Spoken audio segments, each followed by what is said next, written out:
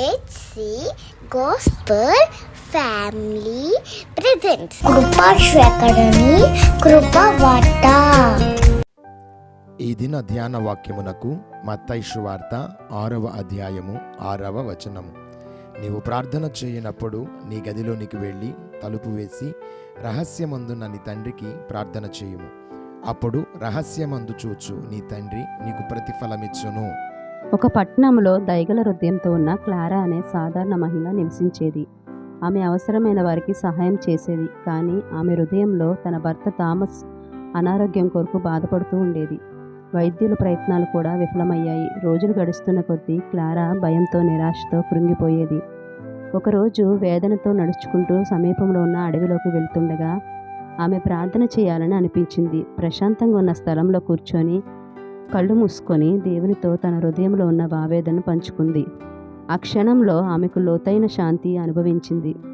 ఆమె భారం తొలగినట్లు అనిపించింది. క్లారా ప్రతి సాయంత్రం ఆ స్థలానికి వెళ్ళడం ప్రారంభించింది. ఆ స్థలం రహస్య ప్రార్థనా స్థలంగా మారింది. ఆ ప్రార్థనలో తన విశ్వాసాన్ని పెంచుకుంటూ తన పరిస్థితులపై ఆశ మొదలైనది. క్లారా తన స్నేహితులు మరియు పొరుగువారిని థామస్ కొరకు ప్రార్థన చేయడానికి ఆహ్వానించింది.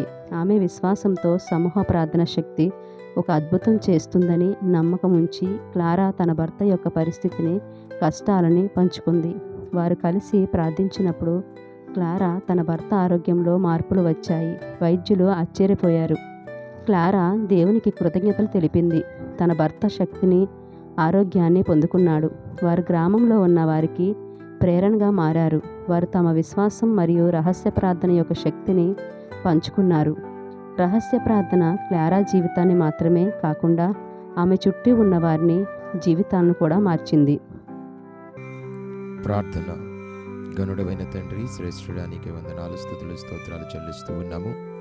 నీ కృపను బట్టి, నీ మాటను బట్టి నీకు వందనాలు. ప్రత్యేకముగా రహస్యముగా మేము నీతో గడుపు వారమై ఉండుటకును, ఏకాంతపు ప్రార్థనలో ఎక్కువగా నీతో అనుసంధానమవుటకును కృపను కలుగు చేయమని ప్రార్థిస్తూ, అటు భాగ్యము ఈ మాటలు విన్న ప్రతి ఒక్కరి బ్రతుకులను కలుగు చేయమని అడుగుతూ యేసు ఘననామములో ప్రార్థించి అడిగి వేడుకుంటూ ఉన్నాము తండ్రి. ఆమేన్. దేవుడు మీ అందరినీ దీవించునుగాక. Thank you everyone.